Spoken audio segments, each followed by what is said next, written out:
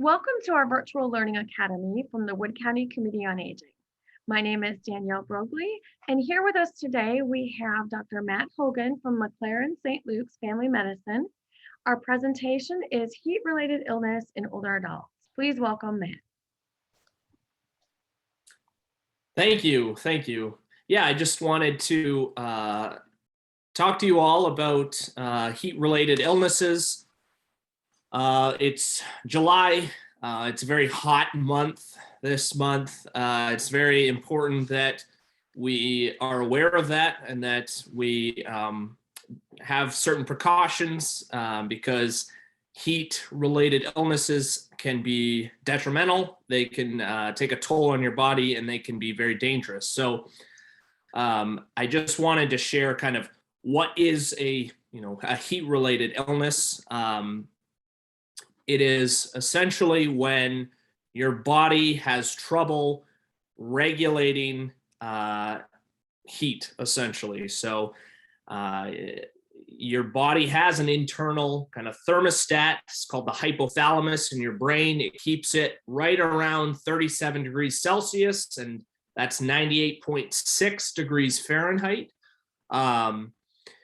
It is very important that our body stays at that temperature. So what our body will do is vessels will dilate to try to get rid of extra heat through sweating and then evaporation through that sweat. So that's a very important part of our regulation process.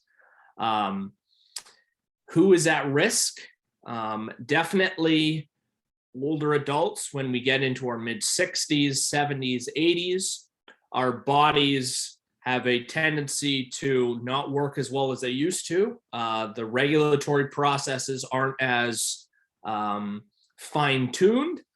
And then also people with medical conditions. So a big thing that we see is people with high blood pressure, people who are on a lot of blood pressure medications that are at risk for having low blood pressure because of those medications. And if you become dehydrated because of the heat outside or not having air conditioning, you can lose a lot of body fluid through your sweat, therefore making you be at risk for low blood pressure.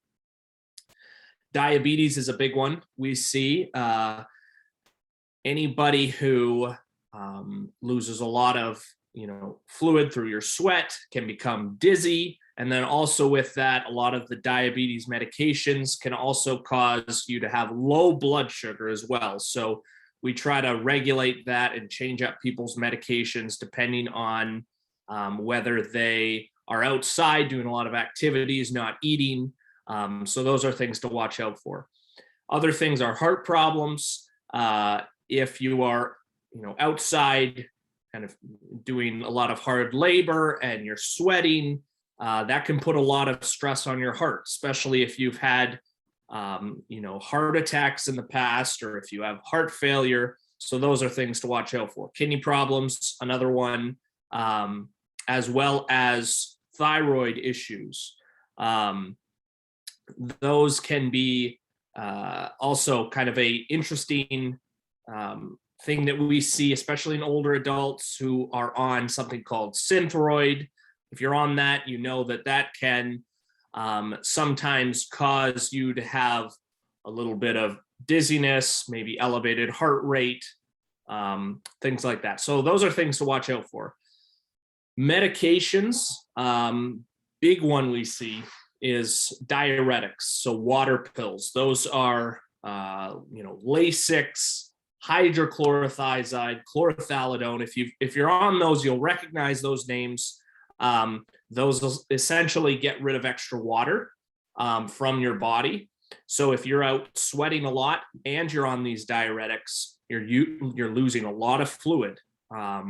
Also, again, blood pressure medications I talked about. Caffeine can increase your heart rate. It can constrict your blood vessels so that when I talked about your blood vessels getting larger so that they can essentially evaporate a lot of heat, if you're taking in a lot of caffeine, your blood vessels can constrict and kind of not, you're not able to get rid of a lot of heat in your body that you otherwise would need to. Kind of going from who's at risk to what are the types of heat illnesses. There is a range of kind of mild heat illnesses to life-threatening. Big ones that we see would be a heat rash. This isn't exactly a sunburn, but it's more of irritation. So you get them in some of the folds of the skin, kind of underneath the stomach, under the armpits, when you are really warm outside and the friction of the skin rubbing against skin on skin can create a rash. It can become itchy. So usually we say get into an air-conditioned environment, cool off, get dry. If you're sweating, that'll even make the rash worse, and so forth. So going from that to sunburn, which we're all probably familiar with. This is very important to protect, not just for heat-related illnesses, but also for skin cancer. Because being exposed to the sun can increase your risk for skin cancer. So that's another reason why we want to be mindful of this. Definitely, cover up as much of your body as you can. Use sunscreen, and I'll talk about all of that later down the slides here. But after sunburn, we see some edema. That is because, again, the vessels get larger to try to get rid of extra heat. In so doing, you can get some, swelling in your legs, mostly. You can sometimes see them in the arms, but that would be less common. If you do have this, again, it's get into an air-conditioned environment, elevate your legs, because that's most likely the source or the spot where you're having the swelling or the edema. Moving on to cramps, heat cramps. So a big thing that a lot of people may not realize is when you are sweating, you're not just getting rid of, it's not just water, it's salt or sodium in your blood. If you are losing a lot of salt, that can essentially cause cramps, muscle cramps. We see them a lot in the calf muscles, down in the leg, as well as in arms and in the hands. Again, get into a cool place, air-conditioned place, and then drink water, but also you want to drink water that has, the electrolytes, the sodium in it. We can say, Gatorade, or even just, a healthy meal can incorporate and kind of make up for that salt that was lost in your sweat. Another kind of moving on to a little more, dangerous aspects of heat illnesses would be syncope or kind of passing out. So if you feel really dizzy, if you're out working and you're sweating, especially if you get up from out of a chair and you start feeling dizzy or you pass out, this is a warning sign for you to rest, get into an air-conditioned environment, and rehydrate. Drink fluids, because your blood pressure is not keeping up with the environment that you're in and the activities that you're doing. Moving on, it would be heat exhaustion. If you have ever been out to, you're outside, you're under the sun, and you start to just feel very tired. You start feeling weak again, kind of the dizziness, but also you're going to have some stomach involvement, like some nausea. Again, with the sweating, you're going to have the cramps. You're going to kind of have everything, that you would see. You're going to have the cramps, you're going to have the nausea, you're going to have the dizziness. So a big thing to do if you feel this get into a air conditioned environment. If you're not in an air conditioned environment, find a tree, get some shade, sit down and rest. But again, if you feel this, and if you have any chest pain or shortness of breath, definitely go to the ER or call your doctor. The most kind of detrimental or the most life-threatening would be a heat stroke. This is everything that I was talking about, the elevated body temperature, but a big distinction between the heat stroke and the heat exhaustion is with heat stroke, you're going to be confused. You're going to maybe have some memory loss. You'll have, you may be unstable on your feet. You may have some seizures. This is a time that you need very fast hydration, and definitely probably not just, orally. You're probably going to need to go to the ER and get an IV so that they can pump you full of fluids to get you rehydrated. Big tips to avoid these heat-related illnesses. Definitely in July, when it's the hottest time of the day, we usually say between 10 a.m. and 4 p.m. Get indoors. Air-conditioned environment is there's nothing like it. Again, fans don't necessarily cool you off. They may feel good, but you want to lower the temperature of your environment, and air conditioning does that. Again, drink plenty of water. If you have heart failure, we say don't drink too much. If you have heart failure and if you have a lot of swelling, or if you have been in the hospital for heart failure, definitely the best thing for you is to get into a air-conditioned environment and then drink a little bit of water kind of throughout the day, and break it up so you don't get into an exacerbation if you've ever had that of heart failure. Again, try not to drink a lot of coffee throughout the day. That can dehydrate you as well as kind of turn off your thirst mechanism in your body. Dress for the weather. Loose fitted clothing and very thin clothes are very important. Don't be wearing a big sweater outside. And then for any sunburn precautions, you kind of want to cover your body with clothes so that you don't get sunburned, or you can also use sunscreen as well. Definitely when you're outside, pace yourself.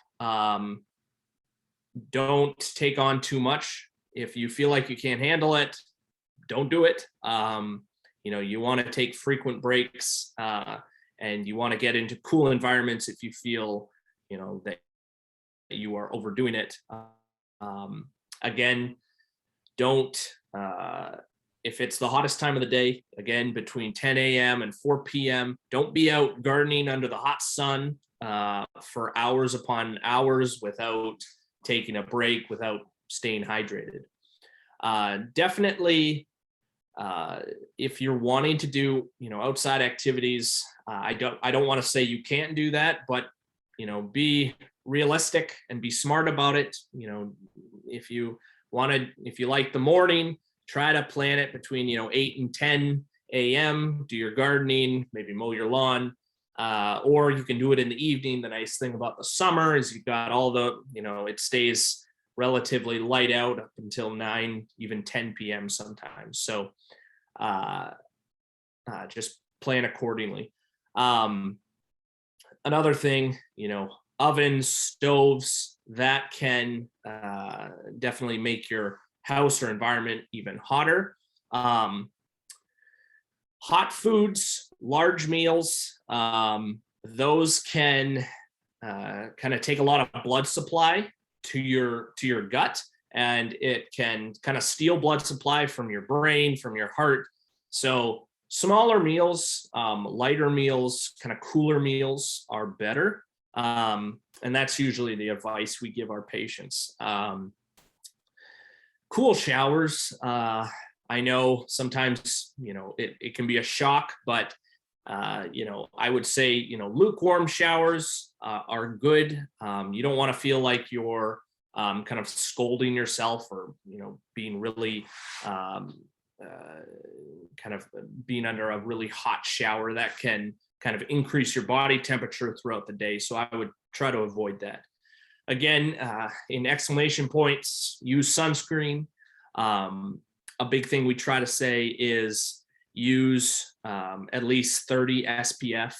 Anything below that does not really work in preventing sunscreens, preventing, or lowering the risk for any type of skin cancer in the future. And then, last point is, during, the hot days, I know it's been a little cooler these past few days, but during those hot days, be a good neighbor, be watching out for other people. If you see someone who's under the sun for a long time, and they may seem a little confused, or if they're having trouble walking, let someone know, go up, ask them, see what's going on, and, have them, go into an air-conditioned building. So again, these are kind of tips, and kind of to summarize and to kind of wrap it up, these are tips to help avoid any of these heat-related illnesses. During the, hot times of the day, we just want to be mindful of our environment. And then, we sometimes want to push ourselves to do more, but take it easy, pace yourself, and drink plenty of water. So thank you. Hopefully these will help. And hopefully, if you have any questions, you can reach out to your doctor, and they will most likely give you very good advice. Thank you, Dr. Hogan from St. Luke's McLaren, for sharing this valuable information with us today. Thank you.